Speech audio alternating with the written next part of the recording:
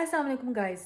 बहुत सारे लोग यूके आना चाहते हैं और बहुत सारे लोग यहाँ के वर्क वीज़ा के लिए अप्लाई करना चाहते हैं, लेकिन उनको ना डॉक्यूमेंट्स पता है ना प्रोसेस पता है। तो इसलिए मैंने सोचा आज मैं आपको ये सारा कुछ गाइड करूँगी इसके प्रोसेस के बारे में। So keep watching. सो यूके के वर्क वीज़ा के लिए क्या क्या डॉक्यूमेंट्स चाहिए होती हैं। सबसे पहले आपको आपका पासपोर्ट चाहिए होगा जो कि वैलिड होना चाहिए एटलीस्ट 6 मंथ्स के लिए। एंड सेकेंडली आपको चाहिए आइट्स के टेस्ट, और आइट्स में आपको स्कोर चाहिए मिनिमम 4, जो कि काफ़ी लो स्कोर है, जो कि आमतौर पे आ जाता है। अगर आपके पास एक बैचलर्स की डिग्री है तो होपफुली आपका आ जाएगा, नहीं तो थोड़ी बहुत तैयारी करके आ जाएगा। और थर्ड जो चीज़ आपको चाहिए होती है वो है टीबी टेस्ट, लेकिन टीबी टेस्ट आपको बहुत आखिर में चाहिए होता है, इसको पहले से करने की कोई ज़रूरत नहीं है। अगर आपकी यूनिवर्सिटी का मोड ऑफ लैंग्वेज इंग्लिश था तो आपको आइट्स देने की ज़रूरत नहीं है, बल्कि आपको सिर्फ अपनी यूनिवर्सिटी से ये रिक्वेस्ट करने की ज़रूरत है कि वो आपको एक इंग्लिश का सर्टिफिकेट दे दें और वो आइट्स की रिप्लेसमेंट होगी। लेकिन इन केस अगर आपको आइट्स देना पड़ता है तो आपको नॉर्मल वाला आइट्स बिल्कुल नहीं देना। यूके के लिए आपको चाहिए होता है आइट्स यूके वी आई, जो कि एक स्पेसिफिक यूके के लिए है। तो इनमें दोनों आइट्स में कोई डिफरेंस नहीं होता, लेकिन आपको देना यूके वी आई वाला है, तो ये देख के आप रजिस्टर कीजिएगा, वरना आपके पैसे ज़ाया हो जाएंगे। और वर्क वीज़ा के लिए आपको एकेडमिक आइट्स नहीं देना, बल्कि लाइफ स्किल्स वाला आइट्स देना है। ये ज़रूर आप देख लीजिएगा रजिस्टर करने से पहले, वरना पैसे ज़ाया हो सकते हैं। गाइस, अब आते हैं कि यूके का वर्क वीज़ा कैसे हासिल किया जाए। तो इसको लेने के लिए आपको चाहिए होगी एक स्पॉन्सर्ड जॉब। तो ये जॉब आपको कोई यूके का एम्प्लॉयर देगा, और आजकल ये बहुत आसान हो चुका है।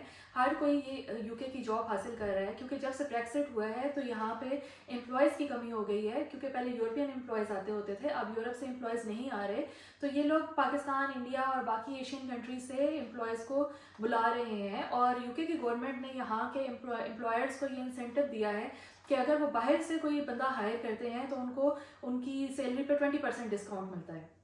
ये जॉब कैसे हासिल करनी है ये भी बहुत ही आसान है, और इसका एक स्पेसिफिक प्रोसेस है जो मैं आपको इंशाल्लाह नेक्स्ट वीडियो में बताऊंगी।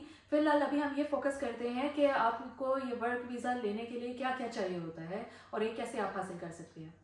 तो जब आप एक कंपनी को कन्विंस कर लेते हैं कि आप उनके लिए एक अच्छे एम्प्लॉय साबित होंगे, तो वो आप लोगों का बैकग्राउंड चेक करेंगे। वो यूके की कोई भी कंपनी आपको ऐसी जॉब नहीं दे देगी, बल्कि आप लोगों ने जो भी उनसे कहा होगा कि आपने पहले आपकी वर्क हिस्ट्री ये है, आपने फला फला जगह जॉब की और इतने अरसे के लिए की, वो सारी चीज़ें चेक करेंगे और आपका क्रिमिनल रिकॉर्ड चेक करेंगे। और उसके बाद आपको वो सर्टिफिकेट देंगे कि सर्टिफिकेट ऑफ स्पॉन्सरशिप उसको कहते हैं। तो सर्टिफिकेट ऑफ स्पॉन्सरशिप जब तक आपको नहीं मिलता, तब तक आप समझे आपकी जॉब नहीं हुई है। सो कंपनी आपको अपना एक कॉन्ट्रैक्ट देगी, आपने वो कॉन्ट्रैक्ट ऑनलाइन साइन करना होगा। तो इसके लिए आपको किसी डॉक्यूमेंट की ज़रूरत नहीं है कि आपने जो यूके में भेजनी हो या यूके से आपकी तरफ आनी हो। Most of the times company जो है वो आपको ऑनलाइन ही डॉक्यूमेंट साइन करवाएगी। आप ऑनलाइन डॉक्यूमेंट साइन करेंगे, और ये काफ़ी लीगल प्रोसेस है। आजकल हर जगह सिर्फ ऑनलाइन साइन चल रहा है। जब ये प्रोसेस स्टार्ट होगा, जब वो बैकग्राउंड चेक आपका स्टार्ट करेंगे, तो वो आपसे सारी डॉक्यूमेंट्स मांगेंगे, जैसे कि आपकी पुरानी सैलरी स्लिप्स या पुराने कॉन्टैक्ट्स, जहाँ जहाँ आपने काम किया है उन सारी कंपनीज के वो आपसे कॉन्टैक्ट्स मांगेंगे। और वो एक अलग कंपनी को हायर करेंगे इस चीज़ के लिए कि वो आपका बैकग्राउंड चेक परफॉर्म करे। और इस चीज़ में तकरीबन 1 महीना लग जाता है, वो काफ़ी टाइम लगाते हैं। और टाइम लगाने के बाद वो आपकी क्लियरेंस दे देते हैं कंपनी को, और उसके बाद कंपनी आपको सर्टिफिकेट ऑफ स्पॉन्सरशिप देती है। तो गाइज, उसके बाद जब कंपनी आपको सर्टिफिकेट ऑफ स्पॉन्सरशिप दे देती है, तो उसके बाद वो आपके बिहाफ पे पाकिस्तान में जो भी वीज़ा का सेंटर होगा, यूके के वीज़ा का सेंटर जो कि आपके नियरेस्ट होगा, वो वहाँ से आपके बिहाफ पे आपके लिए अपॉइंटमेंट लेंगे। मोस्ट ऑफ द केसेस में ये कंपनी खुद ही लेती है, और इसका पे भी खुद ही करती है, और वीज़ा की जो भी फ़ी होती है वो भी कंपनी खुद पे करती है। अब यूके के वीज़ा की एक और रिक्वायरमेंट है टीबी टेस्ट, जो कि इस पॉइंट पे आपको करा लेना चाहिए, क्योंकि इससे पहले टीबी टेस्ट कराने का कोई फ़ायदा नहीं है, क्योंकि उसकी भी एक एक्सपायरी डेट होती है। वो 3 मंथ्स के अंदर, लास्ट 3 मंथ्स के अंदर अगर वो ना हुआ हो तो यूके की जो वीज़ा पॉलिसी है वो उसको रिजेक्ट कर देती है। लिहाजा अब आप अपना टीबी टेस्ट करा लें, लेकिन टीबी टेस्ट भी आप कहीं से भी नहीं करा सकते हैं। यूके के जो भी डेजिग्नेटेड हॉस्पिटल्स हैं, आप उनमें से किसी एक में अपॉइंटमेंट लेंगे और वहाँ जाके अपना टीबी टेस्ट कराएंगे। और टीबी टेस्ट की फ़ी आपको खुद करनी पड़ती है, वो खुद आपको भरनी पड़ेगी, वो कोई भी कंपनी आपको नहीं देगी। और उसके बाद जब आपके पास टीबी टेस्ट भी आ जाएगा, तो आपकी फिर अपॉइंटमेंट की बारी आएगी, जब आपने यूके के वीज़ा सेंटर में जाके अपनी अपॉइंटमेंट में जाना होगा और वहाँ वीज़ा के लिए अप्लाई करना है।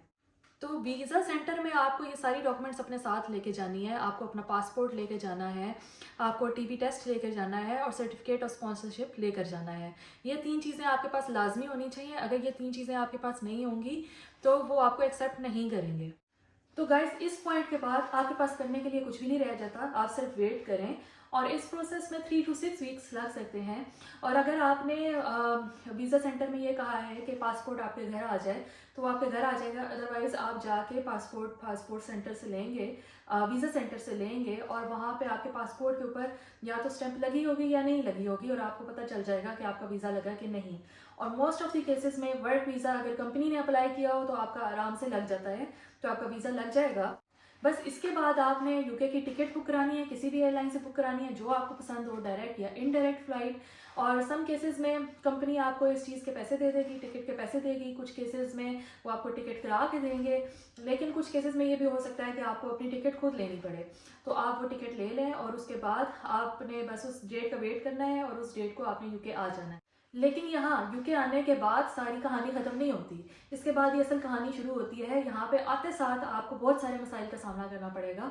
तो अगर आप वो मसाइल जानना चाहते हैं तो मेरे चैनल को सब्सक्राइब करें और वीडियो को लाइक करें। इंशाल्लाह मैं नेक्स्ट एक वीडियो बनाऊंगी, उसमें मैं आपको बताऊंगी कि यहाँ आते ही आपके पास क्या क्या होना चाहिए, जो कि वीज़ा की रिक्वायरमेंट नहीं है, लेकिन अगर वो आपके पास नहीं होगा तो आप यहाँ यूके में सर्वाइव नहीं कर सकते।